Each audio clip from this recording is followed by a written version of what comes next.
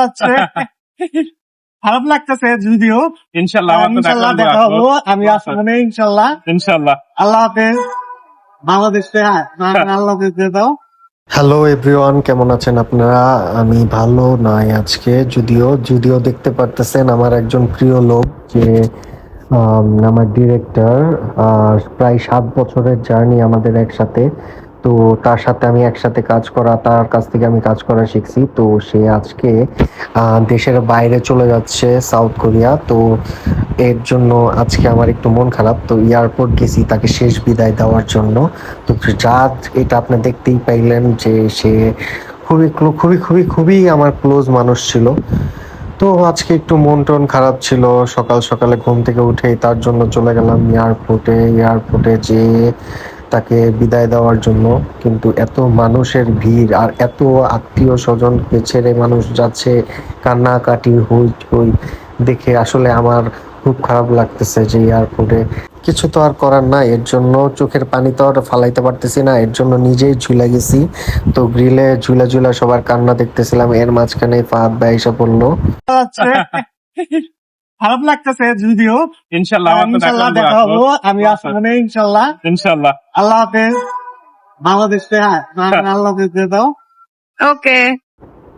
চুয়ে চলে যাওয়া সে তো চলেই যাবে। এরপরে মনে কষ্ট নিয়ে চলে আসলাম ভাবিকে আগে দেওয়ার জন্য। তো ভাবিও গেছিল ফাহাদ ভাইকে আগে দেওয়ার জন্য। তো ভাবিকে বাসা দেওয়ার জন্য সিএনজি নিয়ে মহানগর চলে গেলাম। তো আমার সাথে যারা যারা কাজ করে তারা সবাই জানে সে কোথায় থাকে। যাই হোক, তো তাকে দিয়ে তারপরে বাসায় আসার চিন্তা করলাম। আসলে আজকে আরো অনেক কাজ ছিল, তো কাজগুলো করতে মন চাচ্ছিল না।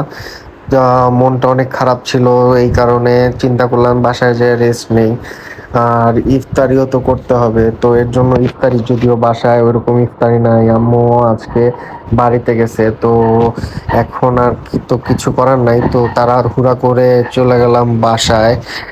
একটা বাইক নিলাম, পাঠাও নিয়ে চলে আসতেছি বাসায়, যাতে বাসায় যে কিছু বাজার করা যায়। কারণ বোনরা তো বাসায় রয়েছে, তাদের তো ইফতারিও করতে হবে। তো এর জন্য চিন্তা করলাম যে যত তাড়াতাড়ি সম্ভব চলে যাই বাসায়। একজন ছোট বোন যে বাসায় আছে টুকটাক ইফতারি রেডি করবে, আর আরেকজন অফিসে থাকে, তো অফিস থেকে এসে তারপর ইফতার করবে। তো এর জন্য ইফতারি তো লাগবে, এই কারণে বাজার করতে হবে। তো তাড়াতাড়ি করে চিন্তা করলাম যে চলে যাই বাসায়। তো রাস্তায় তো পুরোপুরি ভিডিও করা সম্ভব না, দ্যাটস ওয়াই চিন্তা করলাম যে একটু টাইম ল্যাপস নিয়ে তাড়াতাড়ি যাই। দেখতে মনে হচ্ছে যে অনেক স্পিডে চালাচ্ছে, আসলে তা না, নর্মাল স্পিডেই চালায় নিয়ে আসছে সে আমাকে। আজকে রাস্তার মধ্যে খুবই বিরক্ত লাগতেছিল, বারবার ভাইয়ার কথা মনে পড়তেছিল, এত খারাপ লাগতেছিল বলার বাইরে। বাসায় তাড়াতাড়ি যেতে হবে, রিজন হলো বাসার মধ্যে কোনো ফল ফ্রুট নেই। তো বাসার মধ্যে ফল ফ্রুট, যদিও আজকে ভোকালটা অনেক স্লো, একটাই রিজন হলো যে আজকে কথার ভোকালটা ওইরকম ভালো না, কারণ মন টন যদিও খারাপ।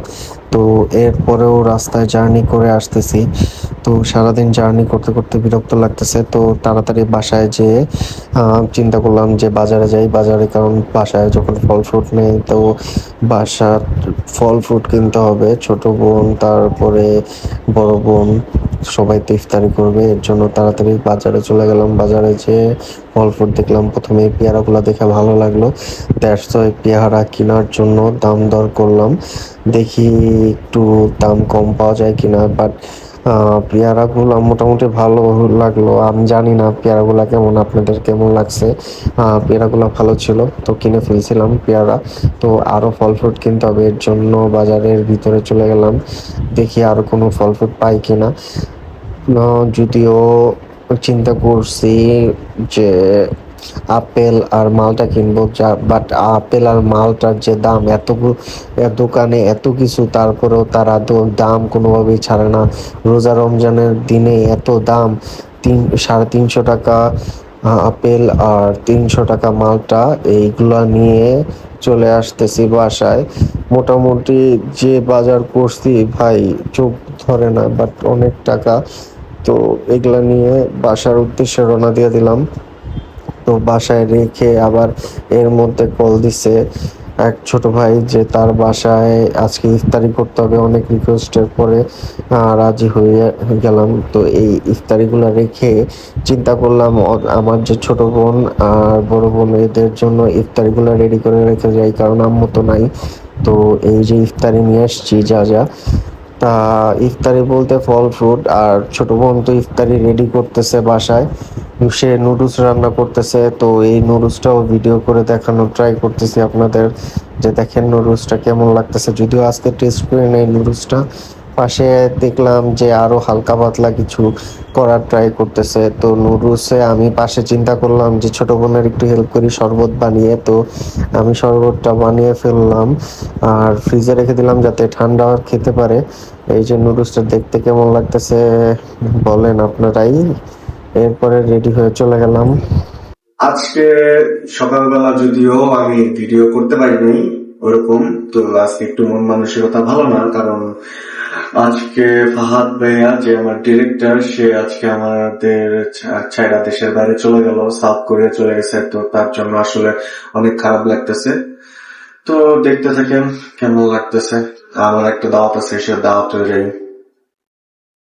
তো রেডি হয়ে চলে গেলাম ওই আন্টির পাশে। আন্টি তো দেখলাম রেডি করতেছে, ওখানে আমার একটা ছোট বোন আছে, সেও দেখি রেডি করতেছে ইফতারিগুলো।